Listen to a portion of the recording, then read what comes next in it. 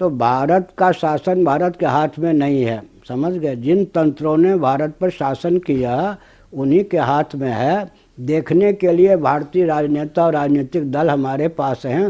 सारा नियंत्रण पोप महोदय के द्वारा भारत का हो रहा है, क्रिश्चियन तंत्र के द्वारा, समझ गए। हमारे पास कुछ भी नहीं है। हम अपने गायों को काट दें और उनके सड़े हुए पाउडर खरीदें, हम अपने बीज को लुप्त कर दें, उनका बीज जो तीसरी पीढ़ी में बीज न रह जाए उसको खरीदें, हम अपनी नस्ल को ख़त्म कर दें उनकी बेटी लेकर। तो ये देश की आमदनी क्रिश्चियन तंत्र, कम्युनिस्ट तंत्र, मुस्लिम तंत्र के पास जा रही है जी। तो इसके बाद देश घोर परतंत्र है, सैद्धांतिक धरातल पर स्वतंत्र नहीं है। कि अमेरिका और ब्रिटेन ने अब तक आर्थिक सहयोग के नाम पर जो पाकिस्तान को सुविधा प्रदान की है उसका उपयोग और विनियोग अधिकांश आतंकवाद को प्रश्रय देने में हुआ है। तालिबान आदि सब उस पाकिस्तान की ही देन है। जिन तत्वों से हमारा शरीर बना है उन्हीं को दूषित, विकृत और क्षुब्ध हम कर देंगे तो भूकंप, सुनामी, लहर, अग्निकांड, ज्वालामुखी और अंत में आंधी तूफान इनके चपेट में पड़े बिना नहीं रहेंगे। वन विहीन, पर्वत विहीन विश्व की संरचना करेंगे, महानगर, स्मार्ट सिटी की, तो अपने आप प्रकृति का दोहन होगा। एक काशी में गंदगी दूर करने का जिनको ठेका दिया गया है वो क्या काशी की गंगा निर्मल अविरल रहे मानेंगे? गंदगी रहेगी तब तो ठेका उनको प्राप्त रहेगा, ये समझ गए ना। तो ये तो हो ही गया। जिनको आपने गंदगी दूर करने के लिए ठेका दिया वो क्यों चाहेंगे गंदगी न रहे, समझ गए ना। तो आपके तो विरोधी वही हैं जिनको आपने दायित्व दिया है कि अब चर्च पर ही नहीं, मंदिर पर ही नहीं, मस्जिद पर भी तो आक्रमण हो रहे हैं। इसका अर्थ है न मुसलमान सुरक्षित, न क्रिश्चियन सुरक्षित, न हिंदू सुरक्षित, कोई भी सुरक्षित नहीं है। जहाँ कोई भी सुरक्षित नहीं है, हर व्यक्ति, हर तंत्र डरा हुआ है कब क्या हो जाए। ऐसा विश्व कब तक चलता रहेगा। अच्छा, राम राज्य किसने दिया? वर्णाश्रम जाति मानने वालों ने दिया या नहीं? और धर्मराज्य किसने दिया? चक्रवर्ती नरेंद्र किसने दिया? वैदिक ऋषियों को किसने दिया? ये सब वर्णाश्रम व्यवस्था जातिवाद के पक्षधर थे या नहीं?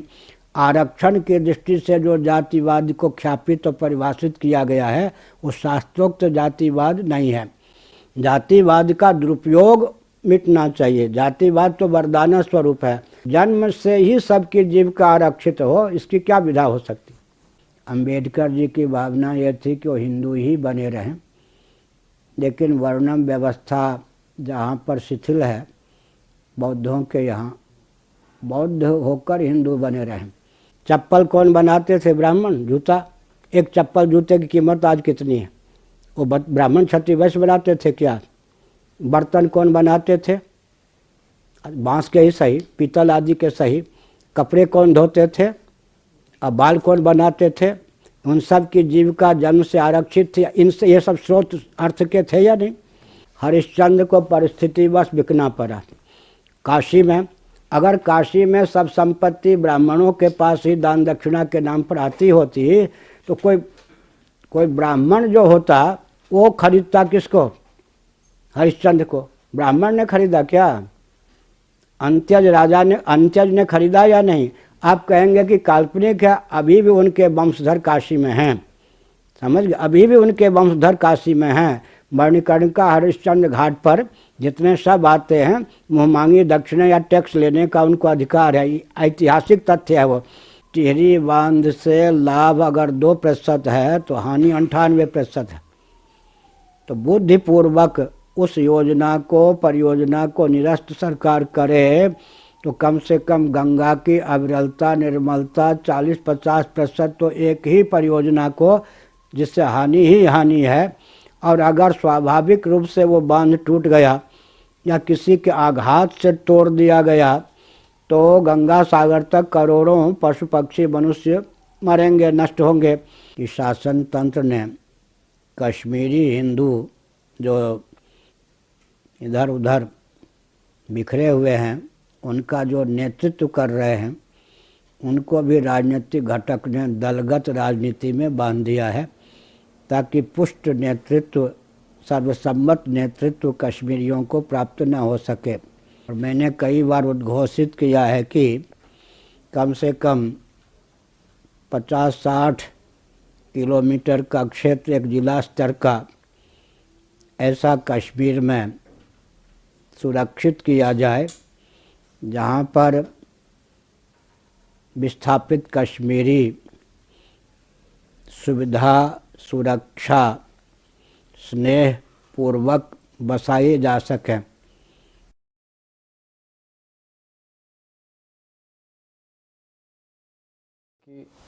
हिंदू जो हैं वो विश्व में अल्पसंख्यक हैं, पर भारत के दृष्टि से तो बहुसंख्यक माना जाता है। पर क्योंकि दुनिया इतनी छोटी होती जा रही है तो बाहर की पॉलिसीज़, बाहर से कंट्रोल होता है काफ़ी कुछ। तो मेरा सवाल ये था कि हिंदुओं को ये जो चुनौती है इसका कैसे जवाब देना चाहिए।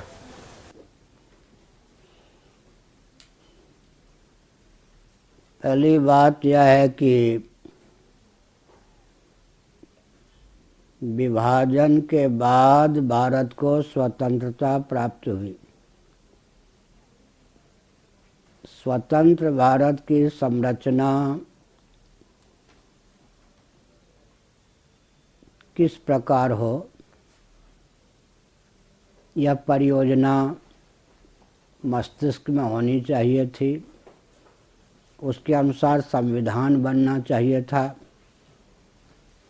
शासन तंत्र होना चाहिए था, शिक्षा, रक्षा, कृषि, गौरक्ष, वाणिज्य, सेवा, उद्योग के प्रकल्प होने चाहिए थे, भोजन, वस्त्र, आवास, शिक्षा, स्वास्थ्य, विवाह आदि के सारे प्रकल्प सनातन सिद्धांत के अनुसार क्रियान्वित होने चाहिए थे। और हिंदुओं के जितने घटक हैं, ब्राह्मण से लेकर अंत्य पर्यंत, उनमें सद्भावपूर्वक संवाद के माध्यम से एकता का मार्ग प्रशस्त करना चाहिए था।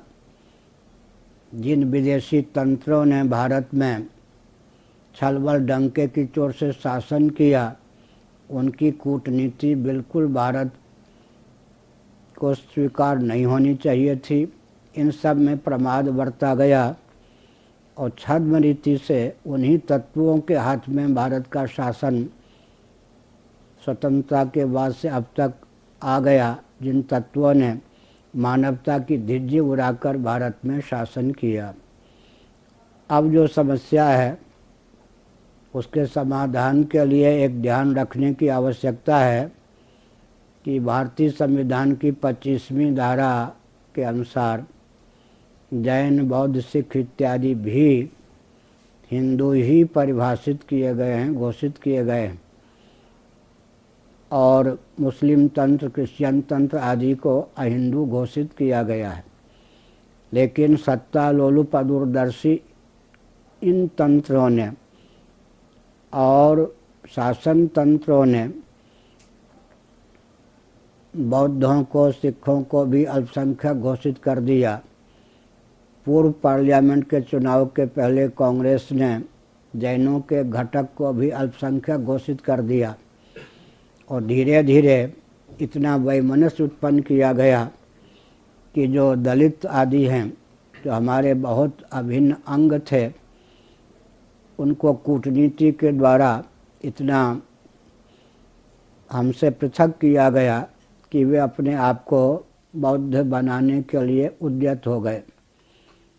यहाँ तक कि कुछ दिन पहले अंबेडकर जी ने जिनसे दीक्षा ली थी बौद्ध गुरु, उनका शरीर पूरा हुआ, यह भी समाचार पत्रों में आया था। अंबेडकर जी की भावना यह थी कि वो हिंदू ही बने रहें, लेकिन वर्णम व्यवस्था जहाँ पर शिथिल है, बौद्धों के यहाँ बौद्ध होकर हिंदू बने रहें। लेकिन अब वह मान्यता भी चली गई, क्योंकि 25वीं धारा की धिज्जी उड़ाकर जैन, बौद्ध, सिख आदि भी अल्पसंख्यक घोषित कर दिए गए। अगर एक मैं उदाहरण देता हूँ, उस पर ध्यान दिया जाए तो एक सप्ताह में ही कम से कम विश्व स्तर पर हिंदू जनसंख्या की दृष्टि से दूसरे स्थान पर आ सकते हैं। वो विधा यह है कि भारतीय संविधान की 25वीं धारा का स्वागत हो, विश्व में जितने जैन हैं, बौद्ध हैं, सिख हैं, उनका मूल उद्गम स्थान तो भारत ही है। वे इस चीज़ को समझें कि एक वट का पेड़ है, पौधा है, विशाल वृक्ष है, उसकी जो शाखा काट दी जाती है वो तो मर जाती है, सूख जाती है, लेकिन एक एक शाखा काट देने पर वट वृक्ष भी ठूंठ जैसा लगता है, उसकी शोभा समाप्त हो जाती है, उपयोगिता भी क्षीण हो जाती है, यद्यपि वो वट वृक्ष फिर भी जीवित रहता है। इसी प्रकार समझना चाहिए हिंदुओं के जो घटक भ्रम के चपेट में आकर भूलवश, लोभवश, भयवश, कोरी भावुकतावश, अज्ञान के चपेट में आकर अपने मूल उद्गम स्थान से पृथक हुए, उनका तो अस्तित्व और आदर्श दोनों विलुप्त हो गया। कुछ शेष है तो अभी शेष नहीं रहेगा, लेकिन हिंदू क्षीण हो गए।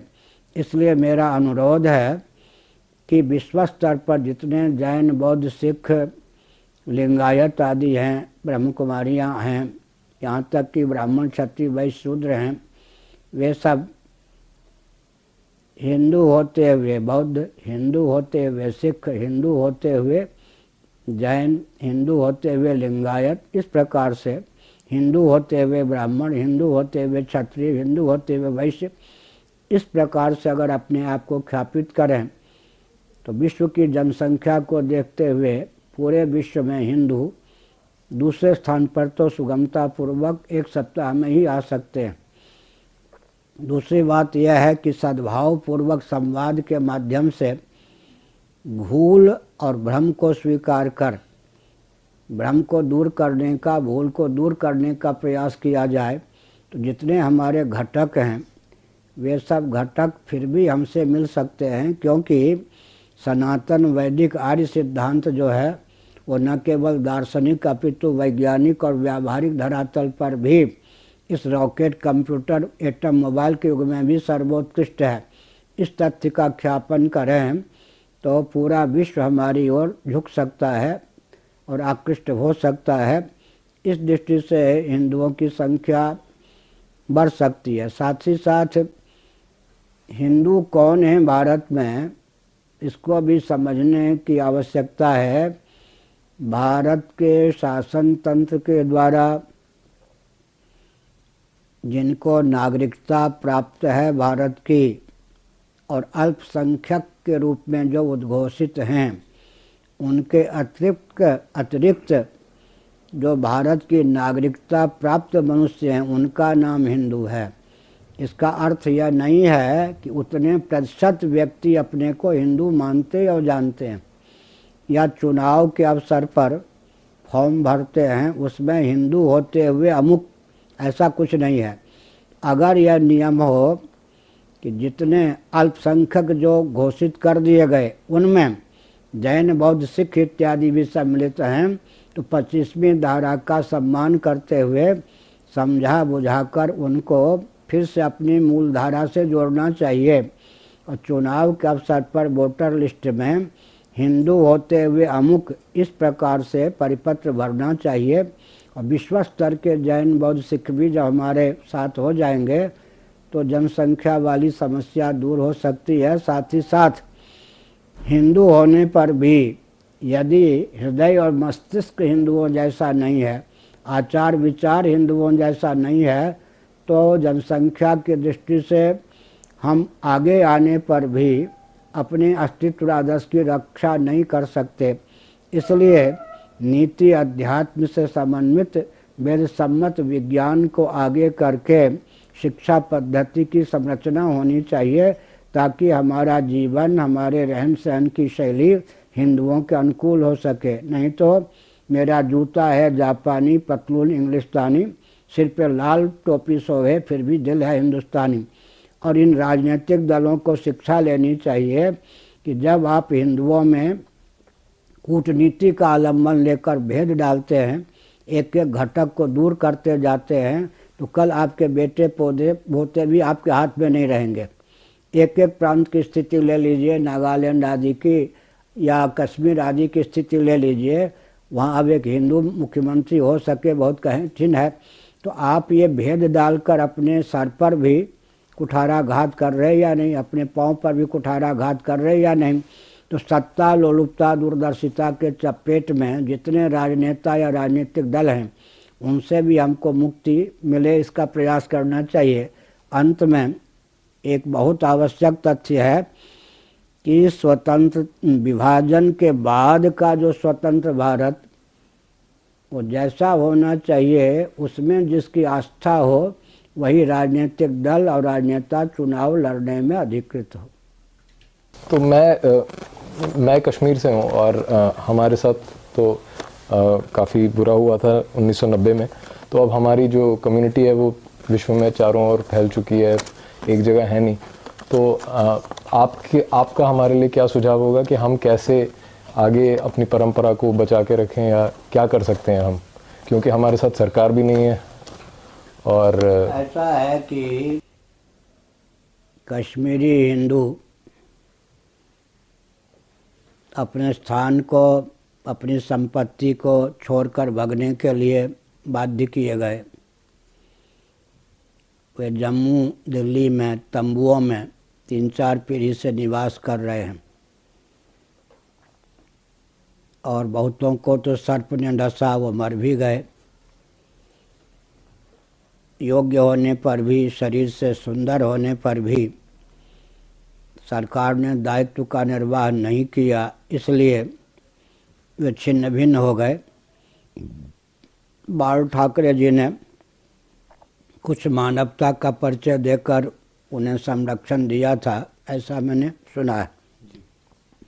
अश्विनी इत्यादि जो विस्थापित कश्मीरियों के नेता के रूप में काम कर रहे थे, हमने 1 वर्ष तक लगभग उनसे संपर्क साधा। वे लोग आए, कई साल पहले की बात है, लेकिन मैंने देखा कि शासन तंत्र ने कश्मीरी हिंदू जो इधर उधर बिखरे हुए हैं, उनका जो नेतृत्व कर रहे हैं, उनको भी राजनीतिक घटक ने दलगत राजनीति में बांध दिया है, ताकि पुष्ट नेतृत्व, सर्वसम्मत नेतृत्व कश्मीरियों को प्राप्त न हो सके।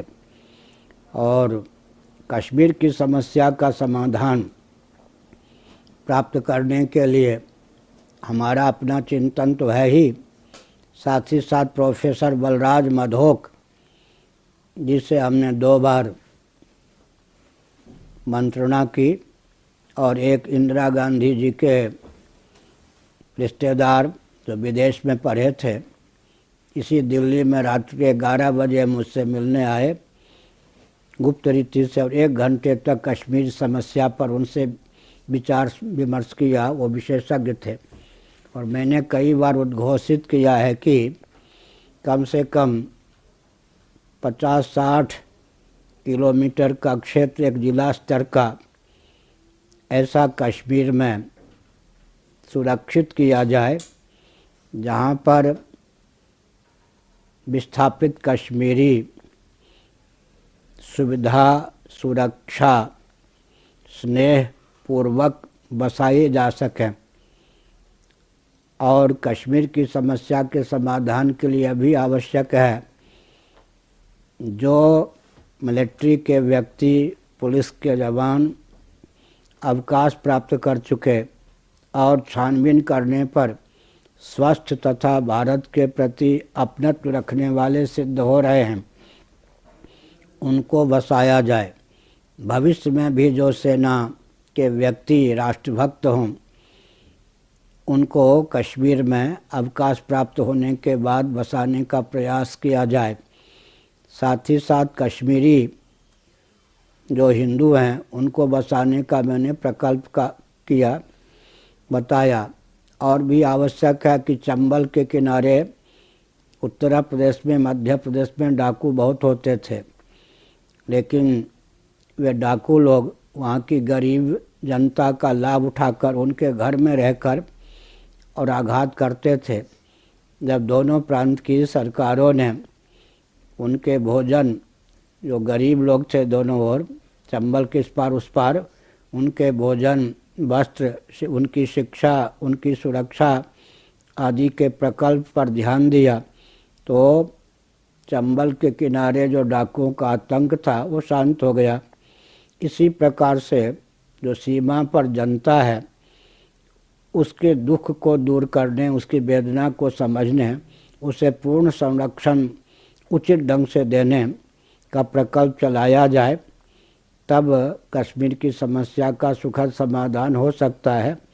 साथ ही साथ विश्व स्तर पर यह उद्घोषित किया जाए कि अमेरिका और ब्रिटेन ने अब तक आर्थिक सहयोग के नाम पर जो पाकिस्तान को सुविधा प्रदान की है उसका उपयोग और विनियोग अधिकांश आतंकवाद को प्रश्रय देने में हुआ है। तालिबान आदि सब उस पाकिस्तान की ही देन है। अब पाकिस्तान को पोषण करने वाले, पाकिस्तान को भारत से पृथक करने वाले जो क्रिश्चियन तंत्र हैं उनके लिए भी आतंकवादी सरदर्द बन चुके हैं। ऐसी स्थिति में विश्व स्तर पर मानवता के पक्षधर जो मुस्लिम तंत्र हैं, जैसे कलाम जी जैसे, उनको आगे करके जो मानवता के पक्षधर मुसलमान सज्जन विश्व में हैं, भारत में हैं, पाकिस्तान में हैं, उनको यह समझाया जाए, उनकी आवाज़ बुलंद की जाए कि स्वतंत्र भारत में, विभाजन के बाद के स्वतंत्र भारत में हम सम्मानित हैं, सुरक्षित हैं और हमको सुविधा प्राप्त है। उतने हम सुरक्षित हैं जितना हम पाकिस्तान में, बांग्लादेश में, अरब राष्ट्र में सुरक्षित नहीं हैं। हिंदुओं ने जो हमको उदारता दी है, अपनत्व दिया है, वह उनकी दुर्बलता हम नहीं समझते, उदारता ही समझते हैं। इस प्रकार से जो घटक कश्मीर में सेना पर भी आघात करने के लिए तैयार है, उस सेना पर जिसने बाढ़ में डूबने से उनको बचाया, वो सैनिक जो प्राणों को हथेली पर रहकर राष्ट्र की रक्षा के लिए उद्यत हैं, उन सैनिकों को भी उचित प्रश्रय दिया जाए और राष्ट्रभक्ति के अनुकूल वातावरण प्रस्तुत किया जाए तो कश्मीरी जो विस्थापित हिंदू हैं उनको न्याय मिल सकेगा और वे अपने अस्तित्व आदर्श की रक्षा करने में समर्थ हो सकेंगे। मैं एक संकेत करता हूँ, बेनजीर भुट्टो के कहने पर भारत के एक महानुभाव, नाम आप लोग जानते हैं, जम्मू कश्मीर के राज्यपाल पद से हटा दिए गए क्योंकि वो हिंदुत्व के पोषक थे। कश्मीरी जो विस्थापित थे उनको बसाने के पक्षधर थे। तो बेनजीर भुट्टो के कहने पर जब कश्मीर का राज्यपाल भारत सरकार हटा सकती है, फिर उसने साहस नहीं किया कि ऐसे व्यक्ति को वहाँ पर राज्यपाल नियुक्त कर सकें, तो केंद्रीय शासन तंत्र की भी कश्मीरियों के साथ जो वेदना युक्त व्यवहार होना चाहिए उनका, वो नहीं है। केंद्रीय सरकार भी कूटनीति के वशीभूत होकर, सत्ता लोलुपता दूरदर्शिता के वशीभूत होकर न्याय का मार्ग नहीं अपना रही है। तो कश्मीरी जो भी विस्थापित हैं वो अपनी उपयोगिता सिद्ध करें और उनके नेतृत्व में कम से कम विघटन न हो, एक स्वर से वो अपनी स्थिति को प्रकट कर सकें, यह आवश्यक है। और हमने जो उपाय बताया उसको राजनाथ सिंह जी ने और सुब्रह्मण्यम स्वामी जी ने अपने शब्दों में कहा था, यह सब आवश्यक है, उसका क्रियान्वयन हो, उसके अनुकूल वातावरण बनाना चाहिए। सद्भावपूर्वक संवाद के माध्यम से विश्व स्तर पर ऐसी लहर हो कि विस्थापित कश्मीरियों को उचित सम्मान स्नेह के साथ कश्मीर में बसाया जा सके और कश्मीर आतंकवाद का केंद्र न रहे, पाकिस्तान भी फले फूले और आतंकवाद के चपेट से मुक्त हो। एक और विचित्र बात है कि अब चर्च पर ही नहीं, मंदिर पर ही नहीं, मस्जिद पर भी तो आक्रमण हो रहे हैं। इसका अर्थ है न मुसलमान सुरक्षित, न क्रिश्चियन सुरक्षित, न हिंदू सुरक्षित, कोई भी सुरक्षित नहीं है। जहाँ कोई भी सुरक्षित नहीं है, हर व्यक्ति, हर तंत्र डरा हुआ है कब क्या हो जाए। ऐसा विश्व कब तक चलता रहेगा? इसलिए विश्व स्तर पर एक लहर चलाने की आवश्यकता है। इसके लिए स्वस्थ व्यूह रचना की आवश्यकता है। एक सवाल मेरा, जो हिंदू धर्म पर निरंतर प्रहार रहा है और धर्मांतरण होता है सदियों से, तो ये कहा जाता है कि जो ये धर्मांतरण होता है वो इस वजह से हो रहा था, वो आसान इसलिए था क्योंकि उस हिंदू समाज में जातिवाद बहुत था, जबकि हमारा जो ये वर्ण व्यवस्था की समझ है वो कुछ और है। तो वर्ण व्यवस्था को जातिवाद में ना बदलने का कोई उपाय, क्या उपाय है? जाति धर्मा, कुल धर्मा शब्द का प्रयोग है या नहीं गीता में? यह भी भ्रम फैलाया गया है कि वर्ण व्यवस्था अलग है, जाति अलग है। ब्राह्मण जाति है या नहीं? जाति शब्द का अर्थ जन्म को लेकर चरितार्थ है। गीता का पहला अध्याय ही देखिए तो जाति धर्म का, कुल धर्म का वर्णन है या नहीं? और शाश्वत कहा गया है, सनातन है। पहले तो इस भ्रम को दूर करना चाहिए कि हम वर्ण व्यवस्था के पक्षधर हैं, जातिवाद के पक्षधर नहीं हैं। इस भ्रम को दूर करने की आवश्यकता है। योग दर्शन में जाति, आयु, भोग, प्रारब्ध के 3 फल बताए गए हैं। दूसरी बात है अंग्रेज़ों की कूटनीति है, क्योंकि भारत में जब तक वर्णाश्रम व्यवस्था थी तब तक शिक्षा, रक्षा, अर्थ और सेवा के प्रकल्प सबको संतुलित रूप में प्राप्त थे। आज भी मैं चुनौती देकर कहता हूँ, सनातन वर्णाश्रम व्यवस्था की धिज्जी उड़ाकर उसको ताक पर रखकर कोई भी वर्ग तंत्र शिक्षा, रक्षा, अर्थ और सेवा के प्रकल्प को सबको संतुलित रूप में सुलभ नहीं करा सकता।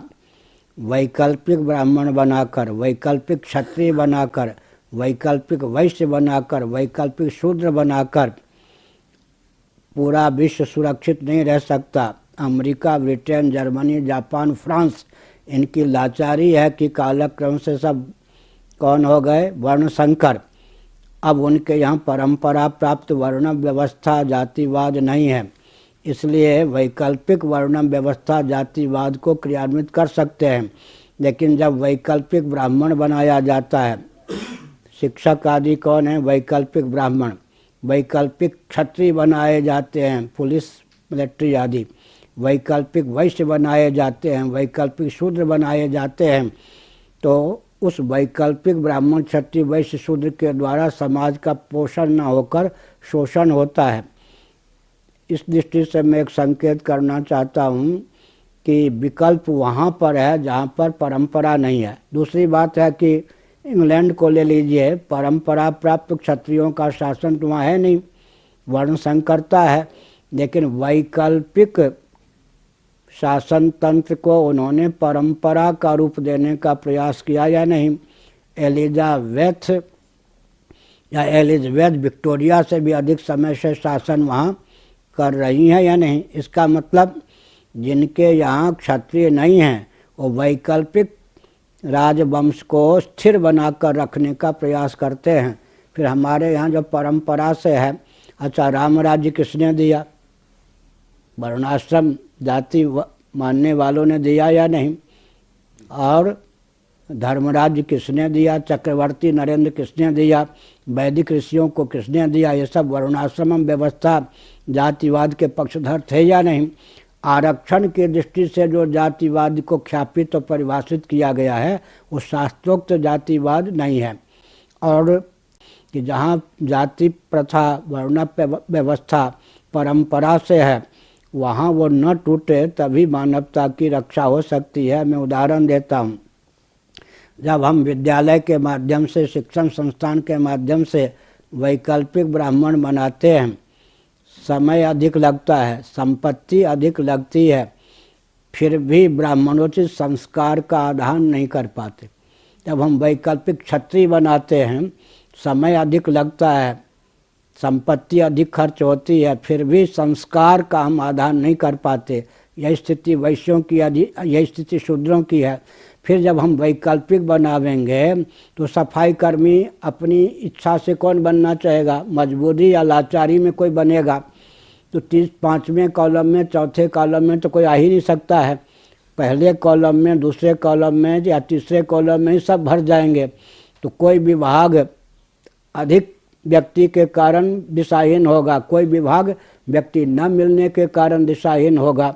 तो इस सब दृष्टि से, अच्छा जनसंख्या की दृष्टि से लीजिए, न गर्भपात की आवश्यकता है, न परिवार नियोजन की आवश्यकता है, चूँकि ब्राह्मण जाति को चारों आश्रमों में अधिकृत माना शास्त्रों ने, ज्ञान विज्ञान उनके ऊपर है, समाधि भाषा में लुप्त ज्ञान विज्ञान को प्राप्त करना, विकृत ज्ञान विज्ञान के शोधन की क्षमता प्राप्त करना, तो ब्राह्मणों का जीवन पूरा त्यागमय तपोमय था या नहीं। ब्रह्मचर्य आश्रम में, गुरुकुल में तो भोगराग का प्रवेश नहीं, वानप्रस्थ आश्रम में भोगराग का प्रवेश नहीं, संन्यास आश्रम में भोगराग का प्रवेश नहीं, और गृहस्थाश्रम की अवधि कुल 25 वर्ष, उसमें भी अष्टमी चतुर्दशी इन तिथियों को और श्राद्ध इत्यादि को बचाओ। पत्नी का स्पर्श भी मत करो, रजस्वला हो तो पत्नी का स्पर्श न करो।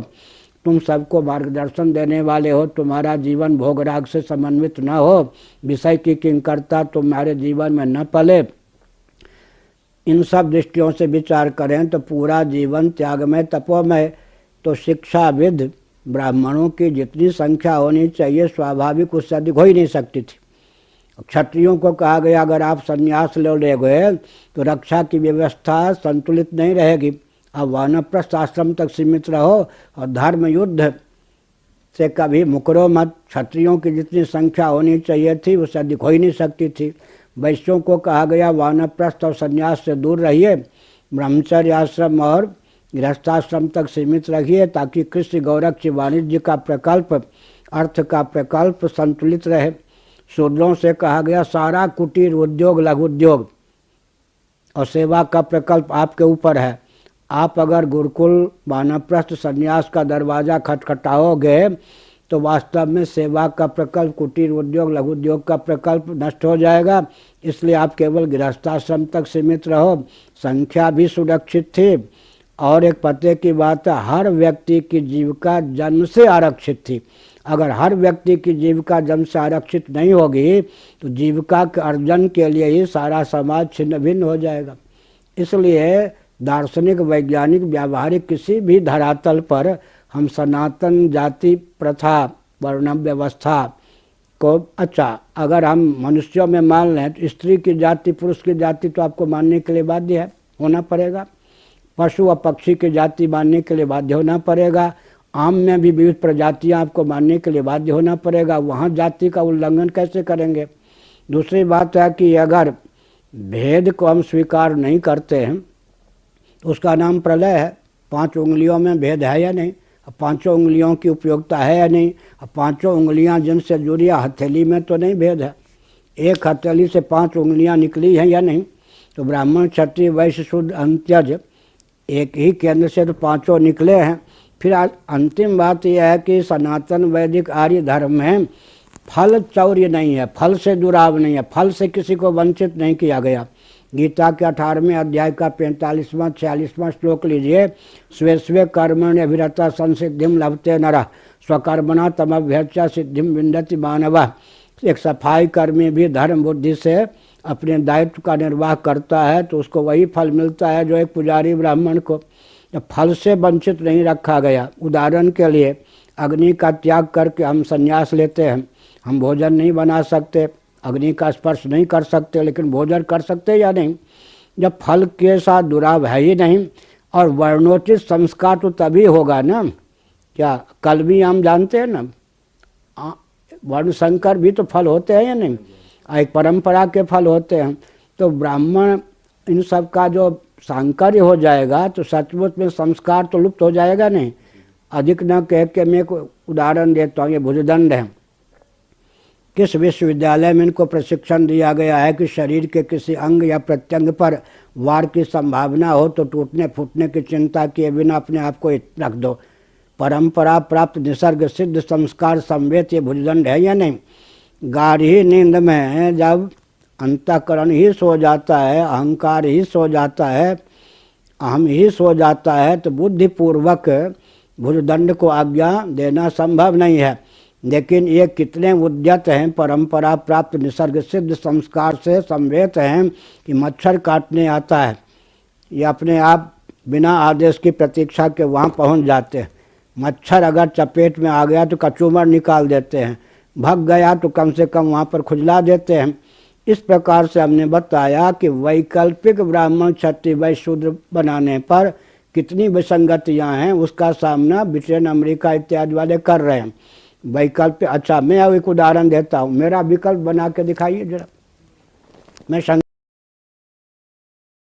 ब्राह्मण वर्ण का हो, सन्यासी हो, तब जाके शंकराचार्य होता, बहुत सी योग्यताएं हैं। मेरा विकल्प बना के दिखाइए आप। दलाई लामा जी मेरे विकल्प होंगे या पोप होंगे? शंकराचार्य का विकल्प, ब्राह्मण का विकल्प बना के दिखाइए। जितने आज ब्राह्मण के विकल्प बनाए गए मंत्री आदि, वही सब के सब ब्राह्मणत्व के, ब्राह्मण का जो दायित्व था उसके लिए विध्वंसक सिद्ध हो या नहीं। क्षत्रियों के विकल्प किसको बनाया आपने? पुलिस को बनाया, मिलिट्री को बनाया, रक्षा के लिए वही सरदर्द हैं या नहीं। वैश्यों का विकल्प आपने उद्योगपतियों को बनाया, आर्थिक शोषण के वही विकल्प ही तो है ना। आर्थिक शोषण में किन का हाथ है? उद्योगपतियों का। वैश्य तो शोषक हो ही नहीं सकता था, क्षत्रिय तो शोषक हो ही नहीं सकता था, परंपरा प्राप्त जो जाति से ब्राह्मण हो तो शोषक हो ही नहीं सकता था। सेवा के लिए प्रकल्प आप मिशन को, कौन मिशन? क्रिश्चियन आदि के मिशन को बनाया ना, उन्हीं से सेवा को खतरा है या नहीं। और सेवा के नाम पर दूसरे का अस्तित्व आदर्श को विलुप्त करने का षड्यंत्र है या नहीं। हमने बताया कि हमारा विकल्प हो ही नहीं सकता है। कभी कभी विकल्प की उपयोगिता होती है। जैसे सोमलता सुलभ नहीं है तो पूतिका के द्वारा उसका काम चलाया जाता है। अभावेशाली चूर्णम व सत्यनारायण कथा में कहते हैं। लेकिन मैं एक उदाहरण देता हूँ। खानदानी क्षत्रिय जाति से क्षत्रिय राम जी लक्ष्मण जी दो गए थे अयोध्या से, सीता जी का तो अपहरण हो गया था। बाकी सब जो देवता हनुमान जी आदि थे वो तो वर्ण से क्षत्रिय नहीं थे। उन वैकल्पिक क्षत्रियों ने खानदानी क्षत्रिय के अनुगत होकर युद्ध लड़ा और जीता। अंत में सारा श्रेय खानदानी क्षत्रिय को गया। तो वैकल्पिक जो होते हैं वो परंपरा प्राप्त जो मूल हैं उनके सहयोगी बनकर उपयोगिता सिद्ध कर सकते हैं। केवल वैकल्पिक आप, हमारा कोई विकल्प ही नहीं होगा। वेद का विकल्प आप क्या निकालेंगे? गीता का विकल्प निकाल के दिखाइए। मेरे प्रश्न का एक तात्पर्य ये था, मैं ये नहीं कह रहा था कि जातिवाद ये तो जाति अलग है वर्ण से। मेरा कहने का मतलब था जातिवाद की इस तरह से कि हिंदू समाज में एकता नहीं है। क्योंकि ऐसा है, सारी भ्रांतियाँ हैं। सुनिए, पहले मैं आर्थिक दृष्टि से बात करता हूँ। चप्पल कौन बनाते थे? ब्राह्मण। जूता, एक चप्पल जूते की कीमत आज कितनी है? वो ब्राह्मण क्षत्रिय वैश्य बनाते थे क्या? बर्तन कौन बनाते थे? बांस के ही सही, पीतल आदि के सही। कपड़े कौन धोते थे? अब बाल कौन बनाते थे? उन सब की जीविका जन्म से आरक्षित थी। इनसे ये सब स्रोत अर्थ के थे या नहीं? अच्छा, कोई भी इन ब्राह्मणों के यहाँ का लीजिए, जो माताएं प्रसूति का गृह में होती थी, प्रसव के सन्निकट होती थी, तो नर्स का काम करने के कौन आती थी? ब्राह्मण क्षत्रिय वैश्य घर की महिला। समझ गए ना? नर्स का काम करते थे या नहीं? अच्छा, ब्राह्मण घर के भी सब अगर स्मशान में जाए, उनके ऊपर कितने भी रेशमी आदि वस्त्र हों, वो दलित परिवार का अधिकार उस पर होता था या नहीं? और मुसलमानों के यहाँ तो उनके धर्म गुरु का या मजहब के गुरु का अधिकार होता है, जो हमारे यहाँ उनका था। कोई भी हमारा ऐसा प्रकल्प, यज्ञ ले लीजिए, विवाह ले लीजिए, जिसमें आर्थिक दृष्टि से भी सब वर्ण को, सब जाति को प्रोत्साहन न मिलता हो। कोई संस्कार ले लीजिए जिसमें सबकी सहभागिता यथास्थान न हो। इसका अर्थ क्या है? जातिवाद का दुरुपयोग मिटना चाहिए। जातिवाद तो वरदान स्वरूप है। और एक बहुत बड़ी बात है, बहुत बड़ी बात है, प्रकृति प्रदत्त ईश्वर की शक्ति जो प्रकृति है, प्रकृति प्रदत्त जितने भेद हैं, उन भेदों का सदुपयोग करता हुआ भेद के मूल में जो निर्भेद परमात्म तत्व है, वहाँ तक पहुँचाने की स्वस्थ विधा क्या हो सकती है? ये मैं अगर विश्व से पूछूं, किसी के पास उत्तर नहीं है। फिर से मैं कहता हूँ, प्रकृति प्रदत्त जितने भेद हैं वो व्यवहार के साधक हैं या बाधक? पृथ्वी और पानी का भेद है या नहीं? पानी और प्रकाश का भेद है या नहीं? प्रकाश और पवन का भेद है या नहीं? पवन और आकाश का भेद है या नहीं? 5 उंगलियों में भेद है या नहीं? आँख कान में भेद है या नहीं? स्त्री पुरुष की आकृति में भेद है या नहीं? स्त्री पुरुष की स्वर लहरी में और प्रकृति में भेद है या नहीं? अच्छा, ये ले लीजिए, मनुष्य पशु पक्षी में भेद है या नहीं? गाय की भी प्रजाति में, फल की भी प्रजाति में, एक आम की प्रजाति में भेद है या नहीं? प्रकृति प्रदत्त जितने भेद हैं ये व्यवहार के साधक हैं या बाधक? साधक हैं। अब प्रश्न उठता है कि भेद के मूल में तो भेद नहीं हो सकता क्या? भेद के मूल में अभेद ही होता है। उंगलियों के मूल में हथेली है या नहीं? भेद के मूल में अभेद होता है। समस्त भेद भूमियों का सदुपयोग करता हुआ व्यक्ति निर्भेद परमात्मा में मन को लगा सके। Matter is nothing but energy, energy is nothing but soul, इस ढंग से अगर बोले निर्भेद जो परमात्मा है उसमें मन को लगा सके, इसकी कोई सनातन वर्ण व्यवस्था जातिवाद सम्मत जो प्रथा है उसको ताक पे रखकर इसका कोई हमको क्या हल बता के दिखा दे, समाधान नहीं। भेद का सदुपयोग भौतिकवादी नहीं कर सकते, निर्भेद परमात्मा तक भौतिकवादी नहीं चल जा सकते, तो जीवन ही व्यर्थ गया ना। प्रकृति प्रदत्त सब भेदों का सदुपयोग हम करना जानते हैं, इसी का नाम सनातन वर्ण व्यवस्था जातिवाद है। और निर्भेद परमात्मा तक पहुंचने की विधा एक भेद है। भेद भेद के लिए नहीं है, भेद निर्भेद परमात्मा तक पहुंचने के लिए है। उसका मैं श्लोक बोलता हूँ, पंचभूत शरीराणाम महाभारत सर्वेशा सदृशात्मनाम लोक धर्मे च विशेष करणम कृतम यथैकत्वम पुनर्यांति प्राणिनस तत्र विस्तरा।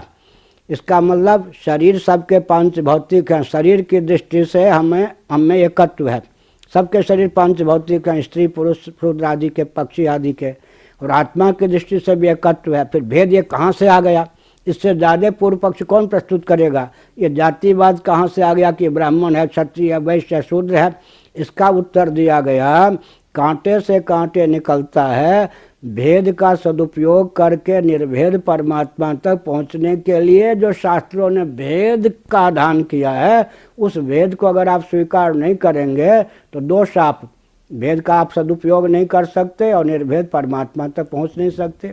प्रवृत्ति को निवृत्ति का रूप नहीं दे सकते, निवृत्ति को निर्वृत्ति का रूप नहीं दे सकते, और जन्म मरण की परंपरा का उच्छेद नहीं कर सकते, और वर्ण व्यवस्था नहीं मानेंगे तो आप शरीर को आत्मा मानने के लिए बाध्य होंगे, और शरीर को जब आत्मा मानेंगे तो आपकी मेधा शक्ति कुंठित रहेगी।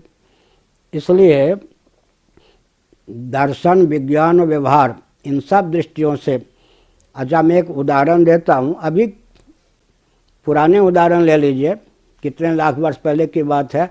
हरिश्चंद्र को परिस्थितिवश बिकना पड़ा काशी में। अगर काशी में सब संपत्ति ब्राह्मणों के पास ही दान दक्षिणा के नाम पर आती होती तो कोई ब्राह्मण जो होता वो खरीदता किसको? हरिश्चंद्र को। ब्राह्मण ने खरीदा क्या? अंत्यज ने खरीदा या नहीं? आप कहेंगे कि काल्पनिक है, अभी भी उनके वंशधर काशी में हैं, समझ गए? अभी भी उनके वंशधर काशी में हैं। मणिकर्णिका हरिश्चंद्र घाट पर जितने सब आते हैं, मुँह मांगी दक्षिणा या टैक्स लेने का उनको अधिकार है, ऐतिहासिक तथ्य है वो। इसी से सिद्ध होता है कि लाखों वर्ष पूर्व भी हमने अपने, अंत्यज का अर्थ होता है क्या? दलित शब्द कितना गर्हित है। दलित का अर्थ होता है दबाया गया, अंत्यज का अर्थ होता है छोटा भाई, अग्रज का अर्थ होता है बड़ा भाई, समझ गए? अंत्यज माने अंत में जन्मा हुआ, अनुज जैसे कहते वैसे अंत्यज लाड़ प्यार का शब्द है। अब काशी जैसी नगरी में जहाँ सब दान दक्षिणा, अगर संपत्ति होती तो राजा के पास और दक्षिणा में संपत्ति होती ब्राह्मण के पास, तो एक अंत्यज को खरीदने का अवसर कहाँ से मिलता? लेकिन हमने इतना धनाढ़ बनाया था। अर्थ की दृष्टि से भी स्नेह था, सम्मान था, भाईचारे का संबंध था। और एक विचित्र बात है, अगर आप रक्त की शुद्धि नहीं मानते हैं तो आप विवाह की प्रथा क्या निश्चित करेंगे? एक ही जाति में ले लीजिए आप, एक ही घर में बहन भी है, माँ भी है, बेटी भी है, वहाँ पर तो परहेज नहीं है ना, जातिगत भेद नहीं है ना। ब्राह्मण कुल की बहन भी, बेटी भी, सब कुछ, लेकिन वहाँ भी विवाह संबंध में बेटी बहन का तो माने नाम भी हम लोग नहीं ले सकते, समझ गए ना? ये जो प्रथा है इसमें दर्शन नहीं है क्या? आजकल भी जो रक्त का नंबर बनाकर के इनका ये बेटा है या नहीं, ये सब तय करते हैं, तो रक्त की शुद्धि की दृष्टि से भी हम तो ये कहते हैं कि इससे बढ़िया और कोई प्रथा ही नहीं हो सकती है, व्यवस्था ही नहीं हो सकती है। और जहाँ पर ये प्रथा टूट चुकी है वहाँ भी वो स्थायी रूप दे रहे, उदाहरण इंग्लैंड है, वहाँ शासन तंत्र परंपरा राज परंपरा का नहीं है, लेकिन वहाँ भी शासन तंत्र को उन्होंने वैकल्पिक रूप से स्थायी रूप दिया। और एक मैं संकेत करता हूँ, 5 पीढ़ी से कोई कहे कि हम ज्योतिषी हैं, तो उस ज्योतिषी को हीन माना जाएगा या सम्मान का पात्र माना जाएगा? 4 पीढ़ी से हम कथावाचक हैं, 4 पीढ़ी से अधिवक्ता हैं। इसका मतलब क्या हुआ? अब वो जो 1,97,29,49,117 वर्ष इस कल्प में हमारी परंपरा के हैं, तब से जो ब्राह्मण हैं, तब से जो क्षत्रिय हैं, तब से जो वैश्य हैं, तब से जो शूद्र हैं, उनके संस्कार का आधान आप किस में कर देंगे? कर सकते हैं क्या? नहीं कर सकते। इन सब दृष्टियों से हमारे यहाँ जो विकृति आई है वो अंग्रेजों की कूटनीति के कारण, हमारे यहाँ जो विकृति आई है वो बौद्धादि की अहिंसा आदि के कारण, हमारे यहाँ जो विकृति आदि है वो कूटनीति के कारण, विधर्मियों के कारण हमारी अपनी व्यवस्था इतनी शुद्ध रही है जिस पे उंगली उठाने की क्षमता नहीं। और एक मैं वाक्य बहुत नाजपूर्वक कहता हूँ, माननीय दलाई लामा जी हर 2 वर्ष में कहा करते हैं कि भारत हमारा धर्मगुरु रहा है और रहेगा। हमको गर्व है कि भारत हमारा धर्मगुरु रहा है और रहेगा। लेकिन मैं पूछना चाहता हूँ प्रेम पूर्वक, दलाई लामा जी मेरे बहुत परिचितों में हैं, आपस में पत्राचार भी है, कि भारत की पहचान जैनों के कारण, बौद्धों के कारण, किसके कारण? सनातन मनुवादी के कारण। क्या? सनातन मनुवादी के कारण। समझ गए ना? भारत की पहचान किसके लिए? अच्छा, किस सिद्धांत की रक्षा के लिए भगवान रामकृष्ण इत्यादि आते हैं? और जितने वैदिक महर्षि हुए वो किस सिद्धांत को मानते थे? वो क्या लुल्लू बुद्धि थे? वो क्या लुल्लू बुद्धि थे जिन्होंने महाभारत की रचना की, गीता की रचना की? वो लुल्लू बुद्धि थे जिन्होंने राम राज्य दिया। इसका मतलब है भ्रम के अलावा और कोई है ही नहीं। भ्रम ही भ्रम, भ्रम फैलाया गया है। इसलिए आज भी अगर भारत सुरक्षित रह सकता है तो एक ही बात मैं कह दूं कि जन्म से ही सबकी जीविका आरक्षित हो, इसकी क्या विधा हो सकती? आधुनिक जो आरक्षण की विधा है उसमें प्रतिभा की हानि दोनों पक्ष के, प्रगति की हानि, प्रतिशोध की भावना, प्रायोगिक नहीं, अंत में परतंत्रता। 5 दोष तो आधुनिक आरक्षण में है। और जन्म से जब हम हर व्यक्ति की जीविका को मानते हैं तो सब कुछ सुरक्षित है। क्या त्रुटि है हमारे वर्ण व्यवस्था में जिसको हम न माने?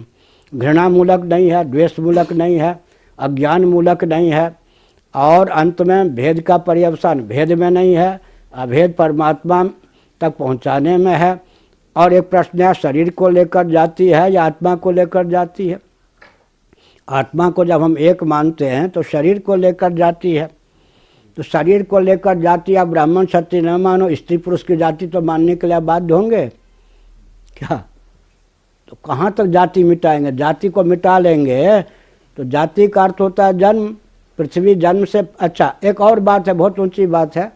अभी हमको कोसी में किसी ने प्रश्न किया था कुछ महीने पहले, कर्म या जन्म? ब्राह्मणोचित कर्म करे वो ब्राह्मण ऐसा। तो मैंने उत्तर दिया था कि पहले हाथ का जन्म होता है या हाथ के कर्म का? पहले सिर का जन्म होता है या सिर के कर्म का? पहले नाक का जन्म होता है या नाक के कर्म का? क्या समझ गए ना? हाथ का जन्म होगा तब तो हाथ का कर्म करेंगे ना, सिर का जन्म होगा तब, बुद्धि का जन्म होगा तब तो बुद्धि से क्या काम करेंगे। तो जन्म पहले होगा बाद में कर्म होगा ना, बिना जन्म के कर्म कैसे? अच्छा, पहले बांस का जन्म होगा तब तो बांसुरी बनेगी, और बांसुरी का जन्म होगा तब तो बांसुरी बजेगी। तो जन्म पहले होगा तब कर्म आएगा, जन्म होने के बाद कर्म आएगा ना। इस प्रकार से हम विचार करें तो दर्शन, विज्ञान, व्यवहार किसी दृष्टि से तो हीनता नहीं है, हीनता भ्रम मूलक है। और कहीं भी अगर कोई संविधान का दुरुपयोग करता है, उस दुरुपयोग के आधार पर आकलन नहीं किया जाता। क्या किसी ने धर्म की धारा को न समझकर दुरुपयोग किया हो तो वो तो नहीं, बहुत हो गया। और कुछ एक सवाल और आप पूछ लीजिए। जो सनातन धर्म में प्रकृति प्रेम और पर्यावरण की संरक्षा का एक सिद्धांत है, और अभी हमारा विश्व जिस तरफ जा रहा है तो प्रकृति का काफ़ी बुरा हाल कर दिया है मनुष्य ने। तो उसके लिए हमारे समाज को क्या करना चाहिए कि हम जैसे आज मनु जी ने जो चेतावनी दी उसको मानना चाहिए। मनुस्मृति के 11वें अध्याय का 63वां श्लोक, मनु जी ने जो चेतावनी दी उसको मानने की आवश्यकता है। मनुस्मृति के 11वें अध्याय का 63वां श्लोक का अंश है, महायंत्र प्रवर्तनम। किसी भी दिव्य वस्तु और व्यक्ति की रक्षा आप चाहते हैं, अराजकता से परिपूर्ण नहीं रहित जीवन चाहते हैं, तो महायंत्रों का प्रचुर आविष्कार और प्रयोग मत कीजिए। महायंत्रों का प्रचुर आविष्कार और प्रयोग होगा तो पृथ्वी दूषित विकृत क्षुब्ध हुए बिना नहीं रहेगी। आजकल पृथ्वी दूषित विकृत और क्षुब्ध है। महायंत्रों का प्रचुर आविष्कार और प्रयोग होगा तो जलधाराएँ विकृत दूषित और क्षुब्ध हुए बिना नहीं रहेंगी। आज जलधाराएँ विकृत दूषित और क्षुब्ध हैं। महायंत्रों का प्रचुर आविष्कार और प्रयोग होगा तो तेज प्रकाश विकृत दूषित और क्षुब्ध हुए बिना नहीं रहेंगे। आज हैं ये सूर्य चंद्र अग्नि आशा विकृत क्षुब्ध हैं। महायंत्रों का प्रचुर आविष्कार और प्रयोग होगा तो वायु जीवनी शक्ति है, यानी ऊर्जा के 4 स्रोत हैं, पृथ्वी पानी प्रकाश पवन।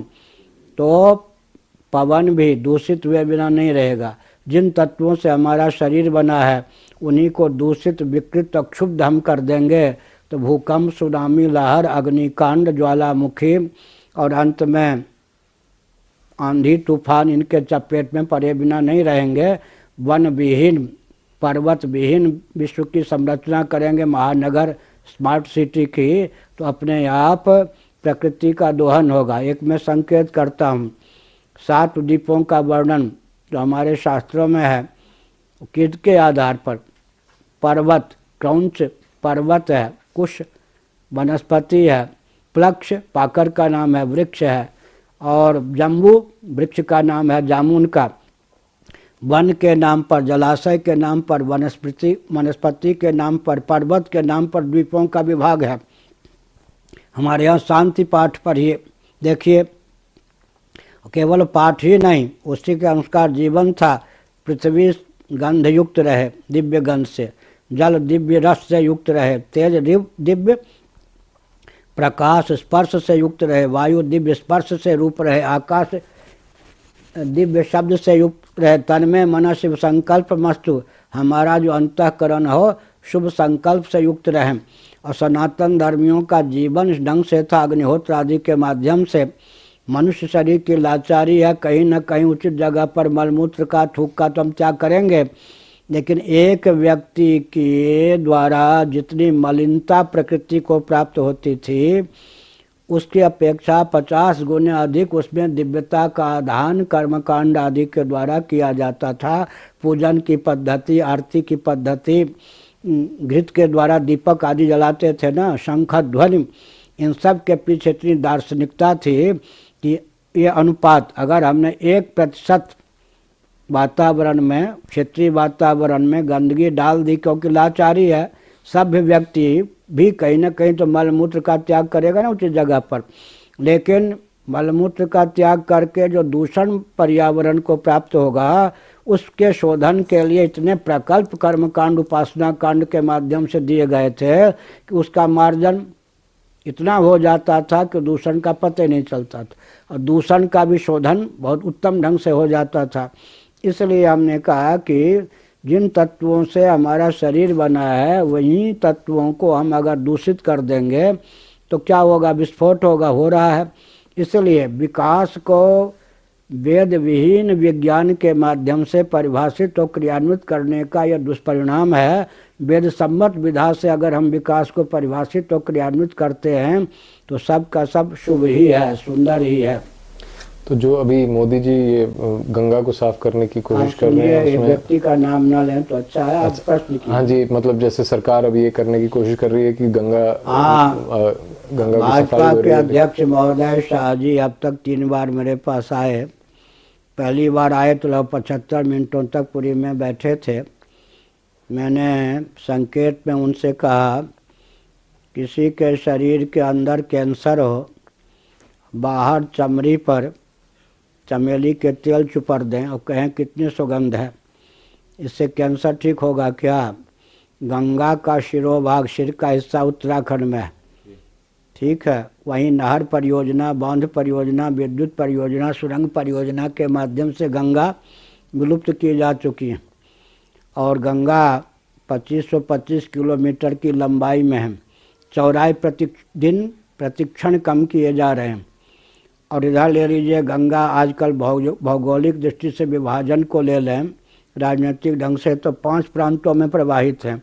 उत्तराखंड 1, उत्तर प्रदेश 2, बिहार 3, झारखंड 4 और बंगाल 5 प्रांतों में 2525 किलोमीटर की लंबाई में गंगा जी हैं। चौड़ाई का तो ह्रास हो ही रहा है, नीचे की सारी गंदगी गंगा जी को प्राप्त हो रही है। फिर यमुना जो हिमाचल उत्तराखंड से हिमाचल की ओर से आके, हरियाणा की ओर से आके, दिल्ली की ओर से आकर के उत्तर प्रदेश में प्रयाग में मिलती है, तो वहाँ दिल्ली की गंदगी, वृंदावन की गंदगी, मथुरा की गंदगी, आगरा की गंदगी, इटावा की गंदगी, इन सब को लेकर यमुना जी आ जाती हैं प्रयाग में। उधर चंबल राजस्थान की ओर से, इधर जो क्षिप्रा है वो मध्य प्रदेश की ओर से। क्षिप्रा अपनी उज्जैन आदि की सारी गंदगी चंबल में डाल देती हैं और चंबल जो है यमुना में, इटावा जिला उत्तर प्रदेश में मिलते हैं। सब मिला के 9-10 प्रांत होते हैं जो गंगा जी को प्रभावित करते हैं। ऐसी स्थिति में जो गंगा जी के मौलिक स्वरूप को विलुप्त किया जा चुका है, अब उसके सफाई की जो बात करते हैं उससे तो क्या, वो तो ऊपरी चीज़ें हैं, दिखावा के लिए छल है। कम से कम इतना तो सरकार करे कि इंदिरा गांधी ने विरोध के चलते टिहरी डैम की योजना को क्रियान्वित नहीं किया। राजीव गांधी जी ने रूस के पैसे प्राप्त करके, रूस से रुपये प्राप्त करके टिहरी बांध की योजना क्रियान्वित की। आजकल के जो विशेषज्ञ, जिन लोगों ने टिहरी बांध बनाने में इंजीनियर होने की भूमिका प्रस्तुत की, उन सबसे भी मेरी बात हुई है। टिहरी बांध से लाभ अगर 2% है तो हानि 98% है। तो बुद्धिपूर्वक उस योजना को, परियोजना को निरस्त सरकार करे तो कम से कम गंगा की अविरलता, निर्मलता 40-50% तो एक ही परियोजना को, जिससे हानि ही हानि है। और अगर स्वाभाविक रूप से वो बांध टूट गया या किसी के आघात से तोड़ दिया गया तो गंगा सागर तक करोड़ों पशु पक्षी मनुष्य मरेंगे, नष्ट होंगे। अगर एक योजना को निरस्त कर दिए जाएं और जिन योजनाओं को निरस्त करने पर कोई क्षति नहीं है, उन योजनाओं को निरस्त किए जाएं, आगे कोई योजना न बने, तो लगभग 70% गंगा की रक्षा हो सकती है। और ये जो योजनाएं क्रियान्वित की गई गंगा जी को लेकर अदूरदर्शितापूर्ण है। सौर ऊर्जा हम प्राप्त कर सकते थे, उसमें गंगा जी को छूने की क्या जरूरत थी। और ये जो राजीव गांधी जी ने विदेशी शिक्षा ले ली, बलमूत्र को गंगा जी में डाल दिया, ये सब तो है ना नेताओं की अदूरदर्शिता के कारण, योजना आयोग की अदूरदर्शिता के कारण, वन विभाग की अदूरदर्शिता के कारण, अंग्रेजों ने जो चेतावनी दी थी उस चेतावनी को न मानने के कारण गंगा का मौलिक स्वरूप तो विकृत हो चुका है। यमुना जी भी गंगा जी में पड़ती हैं, लेकिन हरियाणा पास में है, जगाधरी जाइए यमुना नगर, यूँ नहर निकाली गई है। तो मूल यमुना जी तो उनको कितने 4-5% प्राप्त है, बाकी तो सब नहर में, बाकी तो दिल्ली आदि का गंदा पानी ही यमुना के नाम पर प्राप्त है ना। तो नदियों के साथ जो जघन्य अपराध किया गया है उसका उपभोक्ता कौन होगा? गुप्त बात है और सही बात है। मथुरा में देखिए, जहाँ जहाँ यमुना जाती हैं, यमुना का दोष नहीं है, जो यमुना का रूप दिया गया, गंगा का रूप दिया गया, उससे कैंसर में कितने व्यक्ति हर शहर में मरते हैं क्षेत्र में। और उनके जल से, गंदे जल से जो खेती होती है, उस अनाज के द्वारा भी व्यक्ति मरते ही मरते हैं। इसलिए सब हानि हानि है। एक अदूरदर्शितापूर्ण कदम आगे चल कर के अभिशाप का रूप धारण करता है। अच्छा है, मुझे तो ये भी सोचना है, काशी में आप ले लीजिए, मोदी जी के चुनाव का क्षेत्र है, गंगा जी की बात वो करते हैं। गंगा माता ने मुझे बुलाया, इस नाम पर उनको वोट भी पर्याप्त भावकों ने दिया। लेकिन काशी में गंदगी दूर करने का जिनको ठेका दिया गया है, वो क्या काशी की गंगा निर्मल अविरल रहे मानेंगे? गंदगी रहेगी तब तो ठेका उनको प्राप्त रहेगा, ये समझ गए ना। तो ये तो हो ही गया, जिनको आपने गंदगी दूर करने के लिए ठेका दिया वो क्यों चाहेंगे गंदगी न रहे? समझ गए ना। तो आपके तो विरोधी वही हैं जिनको आपने दायित्व दिया है। क्या ठेकेदार कैसे चाहेंगे गंदगी नष्ट हो जाएगी? डॉक्टर कैसे चाहेंगे कि रोग उन्मूलन हो जाए? और इंजीनियरिंग आदि के जो कक्षा चलाने वाले हैं वो कैसे चाहेंगे विभाग खत्म हो जाए, उनकी जीविका शिक्षा विभाग के नाम पर नष्ट हो जाएगी? समझ गए ना। इसलिए जितने गंगा के प्रकल्प तैयार किए गए हैं वो सब भी तो गंगा के लिए घातक ही है। और अब वो एक नेता कह रहे हैं अस्थि विसर्जन बंद करो। अरे अस्थि में तो फास्फोरस है, और अस्थि सागर के पुत्रों की सदगति के निमित्त ही तो गंगा लाई गई थी। अस्थि विसर्जन के निमित्त ही अस्थि के दिव्यता के निमित्त ही लाई गई थी। जिन हेतुओं से गंगा को दूषण प्राप्त है उनसे बचने के लिए अब धार्मिक जो हमारे प्रकल्प, अंध परंपरा नहीं, धार्मिक हमारे प्रकल्प हैं, उन्हीं पर आँच ला रहे मंत्री लोग। इसका मतलब क्या है? इसका मतलब यह है कि अपने दायित्व का निर्वाह नहीं कर सकते तो आँख में धूल झोंकने के लिए वो कहते हैं कि अब अस्थि विसर्जन बंद करें। संत लोग, महात्मा लोग, अस्थि से दूषण प्राप्त है या तुम्हारी योजना से दूषण प्राप्त, इसलिए आंख में धूल झोंकना। अच्छा, भाजपा हो या कांग्रेस, अरबों खरबों रुपए एक एक परियोजना पर जब समाज का खर्च हो चुका देश का, उस पर करोड़ों व्यक्ति निर्भर हैं। एक मैं लोकतांत्रिक योग की पुलपट्टी बताता हूँ। आखिर लोकतंत्र में लोक जनमत हुआ ना, जनमत अपने अनुकूल करके ही कोई घातक कदम सरकार उठाती है। उदाहरण के लिए अब गंगा नहर, यमुना नहर, ये सब ले लें। इन गंगा जी पर, यमुना जी पर जितने कृषक निर्भर करते हैं, उनके पानी पीने पर के लिए जितने व्यक्ति निर्भर हैं, उन सब योजनाओं को अच्छा, विद्युत उत्पादन, विद्युत पर जो व्यक्ति निर्भर हैं, उन सब योजनाओं को क्रियान्वित न कर करोड़ों व्यक्ति मर जाएंगे या नहीं? इसका मतलब है गंगा के इस ढंग से परियोजनाओं के माध्यम से लोकतांत्रिक युग में उपयोगी बना दिया गया कि गंगा की शुद्धि, गंगा की निर्मलता, विरलता की चर्चा करें तो करोड़ों व्यक्ति मर जाएंगे। तो हमारे मत में गंगा गंगा हम चिल्लाते रहें, लोकमत भी हमारे पक्ष में नहीं होगा। समझ गए ना। लोकमत अगर हमारे पक्ष में नहीं होगा तो किस योजना में सफल होंगे? लोकमत यूँ नहीं होगा, किसी भी मान बिंदु को आप विकृत कर दीजिए, उसके सहारे 50 करोड़ों व्यक्तियों को लाभान्वित कराइए, वो मान बिंदु की रक्षा की हम चर्चा करेंगे तो अपने आप में क्या होगा? लोकमत हमारे विरोध में चला जाएगा। गंगा की निर्मलता के पक्ष में लोकमत कहाँ बन पाएगा? जो गंगा तट पर रहते हैं या गंगा से दूर रहते हैं, गंगा से पैदा की गई परियोजनाओं से लाभान्वित होते हैं, वो कब चाहेंगे कि परियोजनाएं नष्ट हो जाएं? तो आरंभ में जब कोई व्यक्ति एक ऐसा कदम उठाता है भूल युक्त, आगे चलकर वो भूल सूल का काम करती ही है। वही है बस। एक बहुत महत्वपूर्ण सवाल है, बस एक वो है कि जो हमारे मंदिर हैं बहुत सारे, विशेषतर से जो साउथ में है, दक्षिण में जो मंदिर हैं, उनकी जो पूंजी है वो सारी सरकार ले जाती है और उस वजह से हमारे धार्मिक कामों पे भी असर होता है कि जैसे मैंने कोई पैसा दिया मंदिर में तो वो कहीं सरकार ने किसी और जगह उसका प्रयोग कर लिया। तो देश की आमदनी क्रिश्चियन तंत्र, कम्युनिस्ट तंत्र, मुस्लिम तंत्र के पास जा रही है जी। तो इसके बाद देश घोर परतंत्र है, सैद्धांतिक धरातल पर स्वतंत्र नहीं है।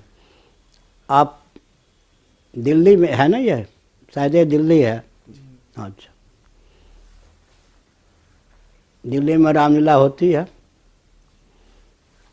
अब एक या कितने होती होगी? तो बहुत कम हो गई।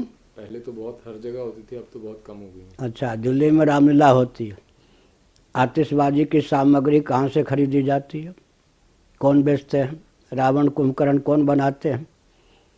और उससे लाभान्वित कौन होते हैं, एक हमने संकेत किया। इसका अर्थ क्या हुआ?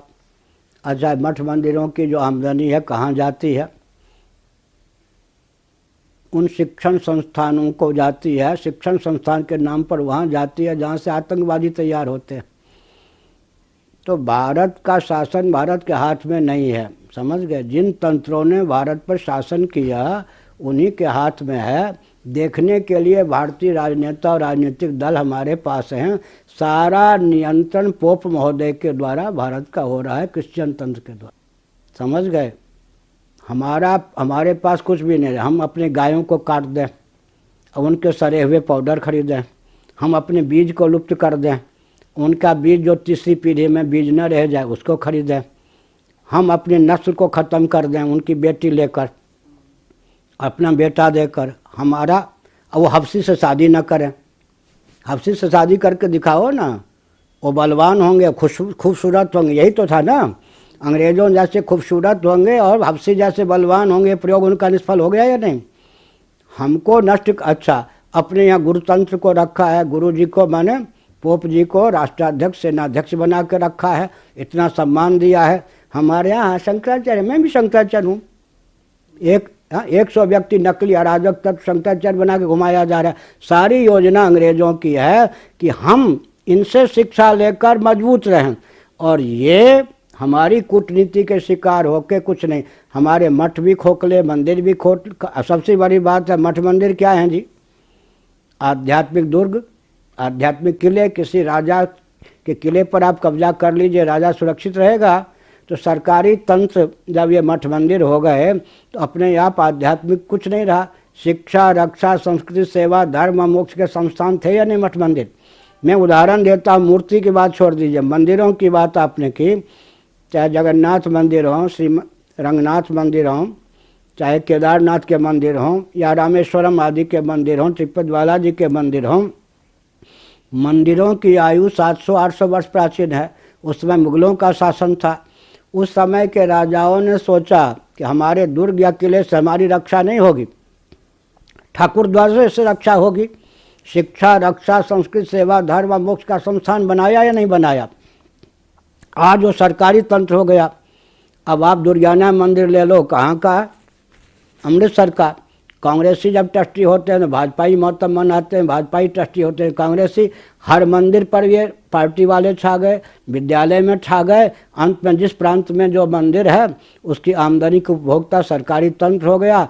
आमदनी उनकी, देने वाले भक्त, आमदनी उनकी, खर्च उनके और ऑडिट करने वाले उनके, सब उपभोक्ता सरकारी तंत्र हो गया। उसमें से अधिकांश अंश वहाँ चला जाता है जो मठ मंदिर को मानते नहीं, हमारे अस्तित्व को, आदर्श को नष्ट करने के लिए उद्यत रहते हैं।